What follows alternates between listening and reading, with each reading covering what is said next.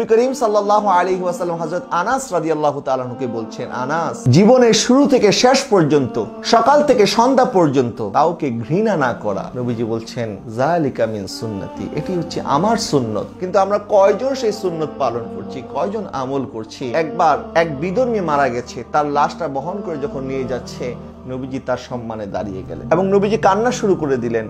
সাহাবায়ে কেরাম আরজ করলেন, ইয়া রাসূলুল্লাহ, এটা তো কোনো মুসলমানের লাশ নয়, এটা তো বিধর্মীর লাশ, আপনি তার জন্য কান্না করছেন? আমার নবী সাল্লাল্লাহু আলাইহি ওয়াসাল্লাম বলছে, আমি এই জন্য কান্না করছি যে আল্লাহর এই বান্দা আজকে কবরে রাখার পরে জাহান্নামে চলে যাবে। কত উত্তম হতো যদি সে ঈমান সহকারে কবরে যেত এবং তার ঠিকানা জান্নাত হতো। আমার নবী চেয়েছেন জমিনের মধ্যে এমন একটা মানুষ যেন না থাকে যাকে আমার আল্লাহ মাফ করবে না। নবী চাইতেন যে আল্লাহ পাক সবাইকে মাফ করে দিক। উহুদের ময়দানে যখন উতবা ইবনে আবি ওয়াক্কাস নবীজিকে পাথর মারলো, নবীজি সাল্লাল্লাহু আলাইহি ওয়াসাল্লাম ওই পাথরের আঘাতে সাথে সাথে লুটিয়ে পড়েছে। নবীজির দান্দান মোবারক শহীদ হয়ে গেছে, নবীর মুখ মোবারক থেকে রক্ত ঝরা শুরু হয়ে গেছে, নবীজি বেহুশ হয়ে গেছেন। সাহাবায়ে কেরাম জড়ো হয়ে গেলেন, দেখলেন নবীজি সাল্লাল্লাহু আলাইহি ওয়াসাল্লাম বেহুশ অবস্থায় পড়ে আছেন। তারা মনে মনে ভাবলেন, হয়তো আমার নবী শহীদ হয়ে গেছে। অনেকক্ষণ পরে যখন নবীজির হুঁশ ফিরে আসলো, সাহাবায়ে কেরাম আরজ করলেন, ইয়া রাসূলুল্লাহ, এখন তো তাদের জন্য বদদোয়া করেন। আমার নবী হাত তুলে দিলেন এবং বললেন, হে আল্লাহ, আপনি আমার কওমকে ক্ষমা করে দিন, আপনি আমার কওমকে হেদায়েত দান করুন। তারা আমাকে চিনে নাই, তারা জানেন আমি কে। এত কষ্ট সহ্য করার পরেও আমার নবী একবারের জন্য বদদোয়া করেনি, তাদের জন্য দোয়া করেছে। আর আজকে আমরা মুসলমান হয়ে মুসলমানকে কষ্ট দিচ্ছি, মুসলমান হয়ে মুসলমানের উপকারের জন্য আমরা আসছি না, এগিয়ে আসছি না। আমাদের আশেপাশের কত মানুষ কত বিপদগ্রস্ত অবস্থায় আছে, কিন্তু আমরা কি আমার নবীর সেই আদর্শ বাস্তবায়ন করতে পারছি? একবার মক্কাতুল মুকাররমায় এক ঘরে এক মহিলার কাপড় ছিঁড়ে গেছে। ওই মহিলা বিধবা ছিল, তার ছোট বাচ্চা ছিল, তার কাছে কোনো কাপড় ছিল না পরার মতো। তখন সেই বাচ্চা মারি কষ্ট সহ্য করতে না পেরে মাকে বলছে, মা, আমি আমার চাচার কাছে যাই, চাচার কাছ থেকে তোমার জন্য কিছু কাপড় চেয়ে নিয়ে আসি। তখন তার মা বলছে, মনে হয় না তোমার চাচা তোমাকে কাপড় দিবে। তারপরেও ওই ছেলে মার জন্য কিছু তো করতে হবে, সে চেষ্টা করার জন্য চাচার কাছে গেল এবং চাচাকে গিয়ে বলল, কিন্তু চাচা তাকে সহযোগিতা করলো না, তাকে বের করে দিল। ওই ছোট বাচ্চা কান্না করতে করতে রাস্তা দিয়ে যখন যাচ্ছে, এক ব্যক্তির সাথে সাক্ষাৎ হয়ে গেল। ওই ব্যক্তি বলছে, কেন কান্না করছো বাবা? তখন বলছে, আমার মার কাপড় ছিঁড়ে গেছে, মার কাছে পরার মতো কোনো কাপড় নাই, আমি গিয়েছিলাম চাচার কাছে, কিন্তু চাচা আমাকে ফিরিয়ে দিয়েছে, এই কষ্টে কান্না করছি। তখন তিনি বলছেন, তুমি যাও কাবা শরীফের চত্বরে যাও, দেখবে সেখানে মুহাম্মদ নামে একজন ব্যক্তি আছে, সে কাউকে খালি হাতে ফিরায় না। তুমি তোমার কষ্টের কথা যদি বলো, সে অবশ্যই তোমাকে সহযোগিতা করবে। এই কথা শুনে সে খুশি মনে ঘরে ফিরে আসলো এবং মাকে বলল, মা, আমি যাচ্ছি, তোমার জন্য কাপড়ের ব্যবস্থা হবে।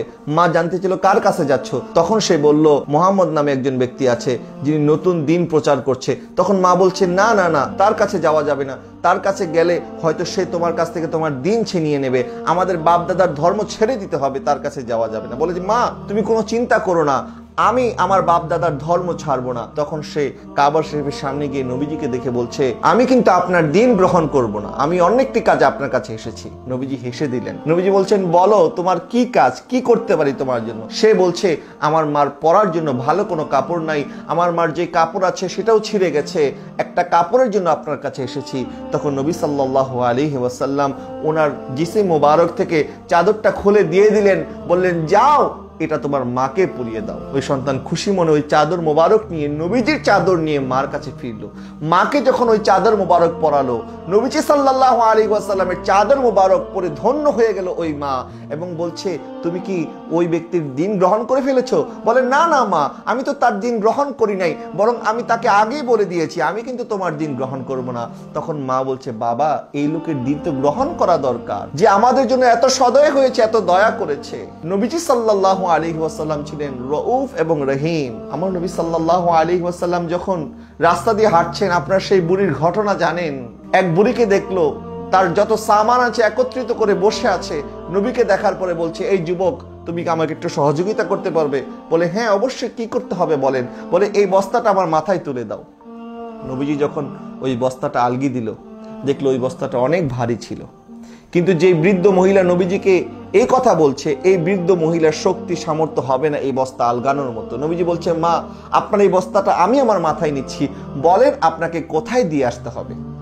তখন সে বলছে, এটা তো অনেক ভালো হয়, চলো তাহলে। নবী সাল্লাল্লাহু আলাইহি ওয়াসাল্লাম ওই বুড়িকে নিয়ে হাঁটতে লাগলো। হাঁটতে হাঁটতে কথা শুরু হয়ে গেল। নবী জিজ্ঞেস করছেন, আপনি কেন মক্কা শহর ছেড়ে চলে যাচ্ছেন? তখন ওই বৃদ্ধ মহিলা বলছে, এই শহরে নাকি একজন জাদুকর এসেছে, এই জাদুকর নাকি মানুষকে যখন জাদু করে তখন সে তার দিন ধর্মকে ছিনিয়ে নেয়। আমি আমার বাপ দাদার ধর্ম ছাড়তে পারবো না, না জানি এই শহরে থাকলে ওই জাদুকরের সাথে সাক্ষাৎ হয়ে যায়, ওই জাদুকরের হাত থেকে বাঁচার জন্য আমি শহর ছেড়ে দিচ্ছি, আমি অন্যদিকে চলে যাচ্ছি। হাঁটতে হাঁটতে জায়গা মতো যখন পৌঁছে গেল, নবীজি সাল্লাল্লাহু আলাইহি ওয়াসাল্লাম যখন ওই বৃদ্ধাকে ওই জায়গায় রেখে তার গন্তব্যে রেখে ফিরে আসছিল, তখন ওই বৃদ্ধা নবীজিকে ডাক দিয়ে বলছে, বাবা তুমি তোমার নামটা তো বলে যাও, কারণ যেই মক্কা শহর থেকে আমি ছেড়ে চলে এসেছি, মানুষ যদি আমাকে বলে কেন ছেড়ে এসেছো, আমি তো বলবো ওই জাদুকরের কথা, ওই জাদুকরের হাত থেকে বাঁচার জন্য আমি চলে এসেছি। কিন্তু আমি তোমার কথাও বলতে চাই যে ওই মক্কার মধ্যেও এমন একজন ভালো যুবক আছে যে আমাকে সহযোগিতা করেছে, তোমার নামটা আমাকে বলে যাও, আমি যেন তোমার নাম মানুষকে বলতে পারি। নবী রাহমাতুল্লাহ আলামিন বলছে, মা আপনি যেই জাদুকরের ভয়ে আপন শহর ছেড়ে দিয়েছেন, আমি সেই জাদুকর। ওই বৃদ্ধা কেঁপে উঠলো, বলছে, তুমি মুহাম্মদ সাল্লাল্লাহু আলাইহি ওয়াসাল্লাম। বলে, তোমার জাদু তো আমাকে গ্রাস করে ফেলেছে, আমাকেও কালেমা পড়ে মুসলমান করে নাও, আমাকে তোমার উম্মতের শামিল করে ফেলো। নবী রাহমাতুল্লাহ আলামিন এইভাবে উম্মতকে ভালোবেসেছে, এইভাবে মানুষকে ভালোবেসেছে, এই ভালোবাসার দরস নবী আমাদেরকে দিয়েছে। কিরকম করে বান্দাকে ভালোবাসতে হবে, মানুষকে ভালোবাসতে হবে। কাউকে সহযোগিতা করার আগে আমরা চিন্তা করি সে আমার দলের কিনা, সে আমার ভক্ত কিনা, সে আমার নিজের লোক কিনা। কিন্তু নবী রাহমাতুল্লাহ আলামিন মানুষকে যখন ভালোবাসতেন, মানুষকে সহযোগিতা করতেন, নবীজি এতিম ছিলেন, এতিমের সাহারা ছিলেন, নবী বিধবাদের সহায় ছিলেন, নবী অসহায়দের সহায় ছিলেন, নবী গরিবদের সহায় ছিলেন।